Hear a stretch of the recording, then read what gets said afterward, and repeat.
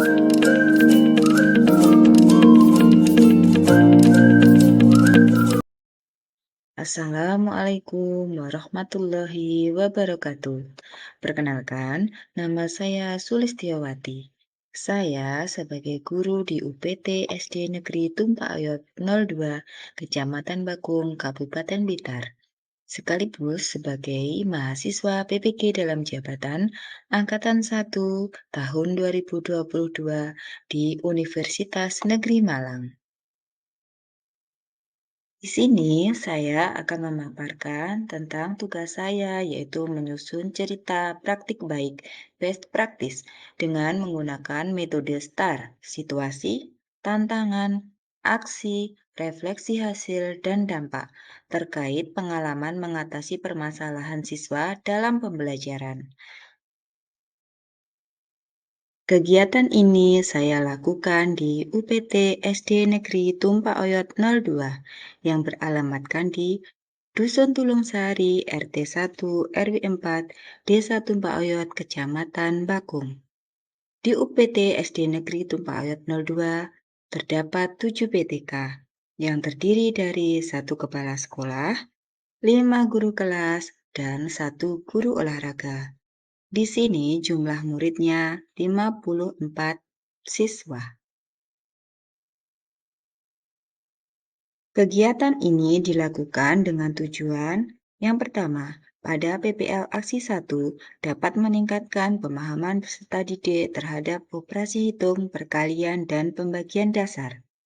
Lalu yang kedua, pada PPL Aksi 2 bertujuan agar dapat meningkatkan pemahaman peserta didik pada soal cerita. Tanggal pelaksanaan pada kegiatan ini saya lakukan untuk aksi 1 pada hari Jumat tanggal 2 September tahun 2022 dan aksi 2 pada hari Kamis tanggal 15 September tahun 2022. Sekarang kita akan membahas tentang situasi. Situasi di sini meliputi pertama, kondisi yang menjadi latar belakang masalah ini. Kedua, mengapa praktik ini penting untuk dibagikan? Dan yang ketiga, apa yang menjadi peran dan tanggung jawab saya dalam kegiatan praktik ini? Kondisi yang menjadi latar belakang pada masalah ini. Pada PPL Aksi 1, yang pertama, guru tidak menggunakan media yang konkret sehingga siswa tidak menguasai konsep dasar operasi hitung. Kedua, kerapnya siswa mendapatkan nilai di bawah KKM saat materi pembagian sebagai pengurangan berulang. Ketiga, siswa kesulitan menghitung operasi pembagian sebagai pengurangan berulang. Kondisi yang melatar belakangi masalah pada PPL Aksi 2, yang pertama, kurangnya literasi siswa. Kedua, siswa sulit memahami makna dan isi cerita dalam teks bacaan. Yang ketiga, guru kurang berinovasi dalam pembelajaran, yaitu masih menggunakan pembelajaran yang monoton. Dan yang keempat, siswa cenderung pasif dalam proses pembelajaran. Mengapa praktik ini penting untuk dibagikan? Yang pertama, karena banyak guru yang memiliki latar belakang permasalahan yang hampir sama dengan permasalahan yang saya hadapi. Kedua, dengan menggunakan model pembelajaran yang inovatif, diharapkan mampu meningkatkan keaktifan siswa dalam memecahkan masalah dan mampu meningkatkan hasil belajar siswa.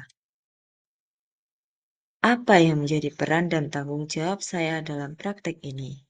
Yang pertama, saya sebagai guru bertanggung jawab terhadap keberhasilan materi yang diajarkan. Kedua, bertanggung jawab untuk mengkondisikan siswa agar pembelajaran dapat berjalan dengan lancar dan dapat mencapai tujuan pembelajaran yang ditetapkan. Ketiga, memfasilitasi setiap peserta didik untuk menemukan informasi yang ingin dicapai. Yang selanjutnya adalah tantangan.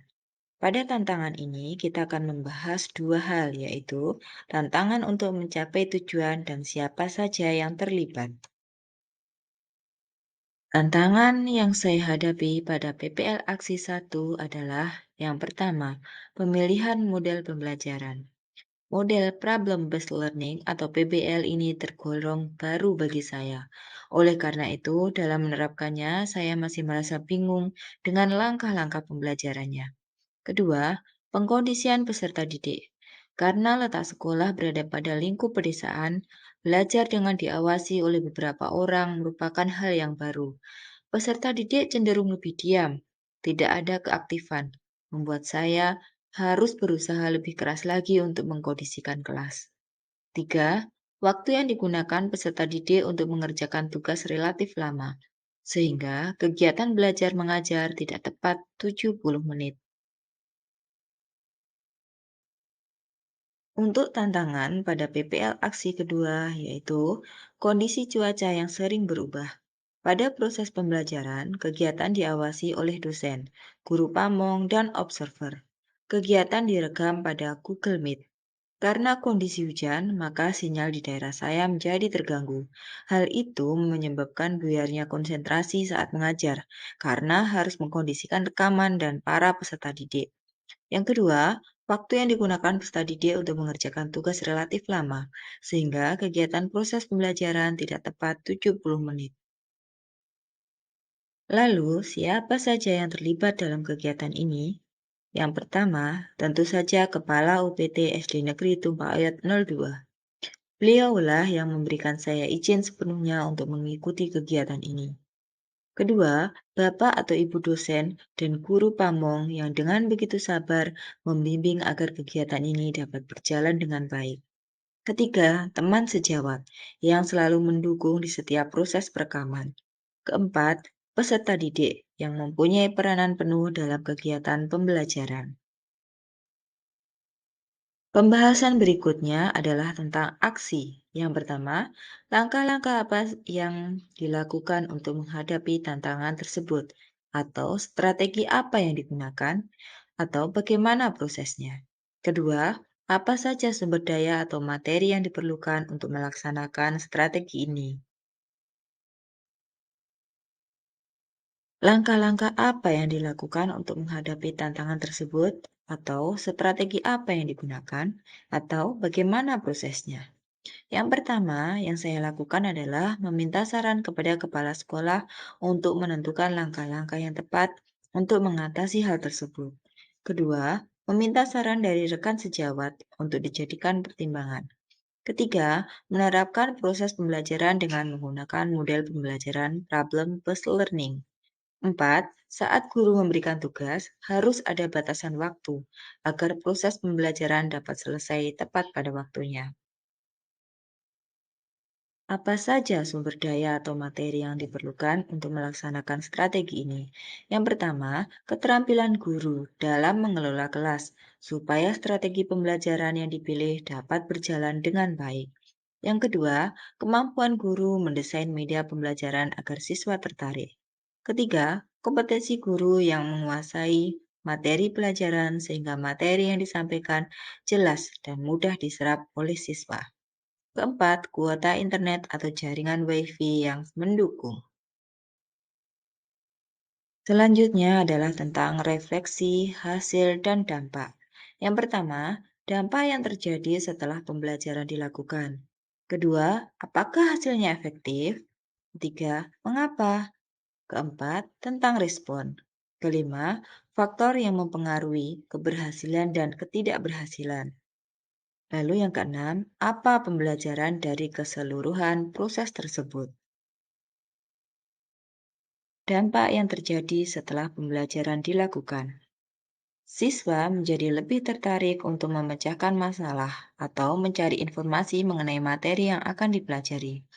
Dan siswa menjadi peran utama dalam proses pembelajaran, dan guru hanya sebagai pembimbing atau fasilitator. Apakah hasilnya efektif? Ya, hasilnya sangat efektif karena pada pembelajaran PPL siklus 2 mengalami peningkatan hasil belajar. Mengapa? Karena pada model pembelajaran problem-based learning, siswa dituntut untuk lebih aktif untuk mengetahui informasi yang ingin didapatkan. Kedua, dengan menggunakan media konkret, siswa mampu untuk memahami materi dengan baik.